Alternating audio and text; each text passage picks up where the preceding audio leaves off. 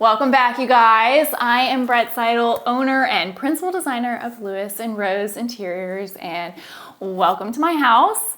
And today I want to talk to you about what do you do when you have like a little bit of money set aside. In my case, it was $5,000.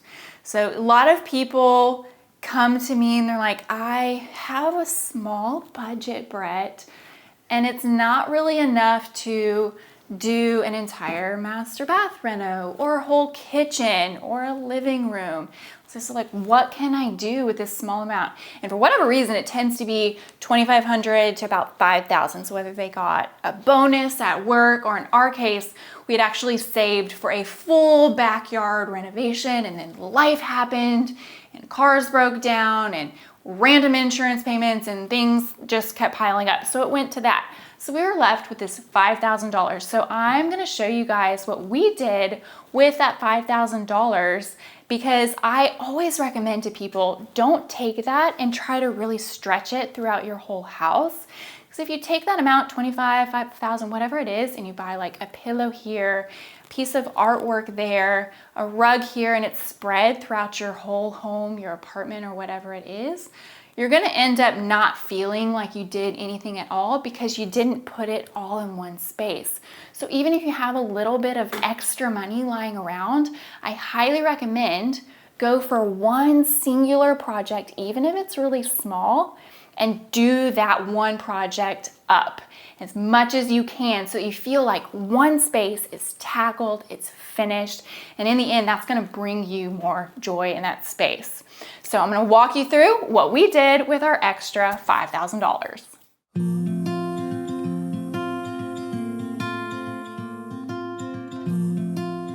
Okay, so what do we do with that $5,000? This was actually a weirdly easy decision for my husband and I, which we're polar opposites, so that really rarely happens.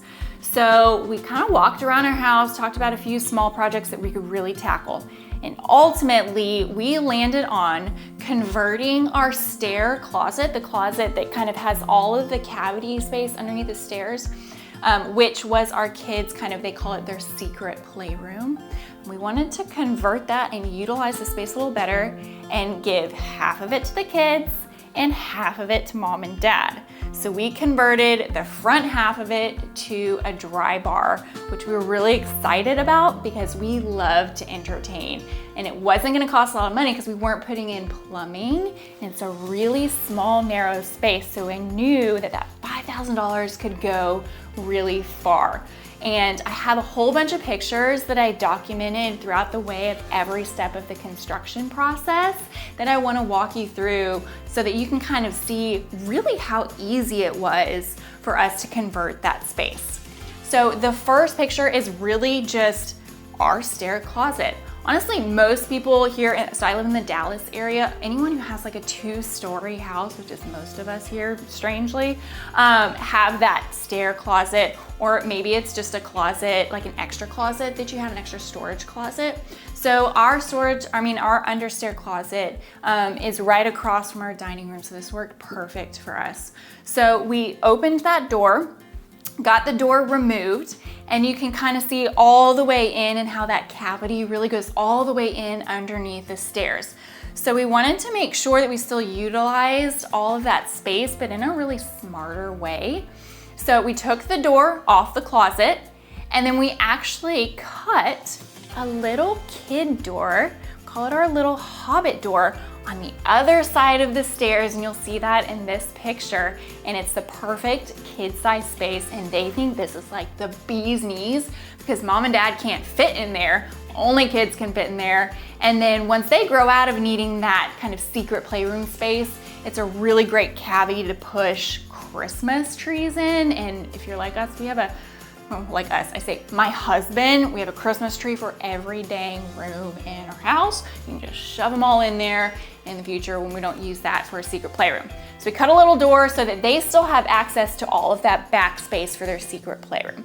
So in the front, we removed the door, and then we pushed it back 3 feet and built a drywall, or we really built the frame and then drywalled it over to create a wall there. So when you walk by, it's no longer a closet. It just looks kind of like a niche cut out. And then I have here all of the pictures pulled up as I'm like walking you through these. So after we really drywalled this space, I wanted this, even though because I had that $5,000, I wanted to kind of splurge on a few of the materials, and I wanted it to be a moment. So we created, and this is a really easy way to create a moment, by the way. We created a faux beam at the top of this now niche that looked like it was this old world exposed beam. It's hollow, it's just mitered wood that's kind of cut like this, and it looks like it's going into the drywall, and I love it, and it gives just a really interesting but small architectural detail. So we put that at the top, and then at the bottom, for this being a dry bar, we had to have essentially a cabinet. So I did just a simple design as far as how the cabinet functions. So it's just a drawer and then cabinets underneath. But again, I wanted those wow moments to really splurge with that $5,000. So I did a really cool white oak reeded front on the cabinets with like a micro shaker trim all the way around it. And you can see in this one picture when it's in the middle of being made, and just the beauty of all of that wood grain that I love. I love bringing out natural wood grain. Love using white oak. All right, countertop. I would love to use marble. I fell in love with a Calcutta Gold marble. You guys, Calcutta Gold marble slabs run like $12,000 a slab, and that was not happening. Not to mention this was gonna be our dry bar, and I don't want to like be nervous that I'm going to spill, because I will spill like my wine or all the drinks that we're pouring on it. So marble wasn't a great option practically, as well as for the budget. So I actually selected a porcelain slab, and you can see in this image the full scale of the porcelain when you look at it. And actually when my contractor sent it to me, I thought it was marble.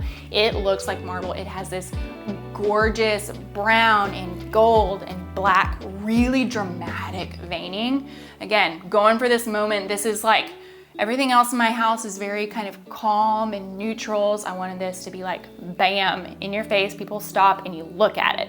So I did this porcelain countertop, and I brought it all the way up. You can see in this picture, we brought it all the way up from the countertop all the way to the ceiling. And then I also did for the edge, I did a mitered edge, a 3.5 inch, so it looks super beefy. Again, it looks like this is really thick stone, but it's not. And then just because I felt like it, there's no other reason why, I put this curved detail on the side, splashes of the porcelain. My contractor sent me lots of texts about that, and he said that he hated it, but he actually loves it because he's an artist and he'd never done it before. He may have had to redo it a few times, but he perfected it at the end with this perfect pitched arch on there. Last thing really is, you can kind of see at the top, we have this star globe. It's a little bit hidden with the wooden trim at the top, but you kind of look up and it's just one of those little surprises. And it's one of my favorite things as well. So really, I love every piece, but I like those little hidden things when people are in there and they look up. And then as far as the use for the kids, we popped a little door on that little hobbit hole, and they love it because they have their little area. Mom and dad have our area. We love to entertain. And that is how we spent our $5,000. Actually, I think we came in just a little bit underneath that $5,000. So if you want to make sure that you see more of these fun things that we're doing, we've lived in this house about 3 years, and I've got lots of projects planned for this house, much to my husband's chagrin. So make sure you stay tuned. If you haven't yet, make sure you subscribe, make sure you're liking us. That helps us pump out better and more content for you guys. So we will see you next week on Sunday.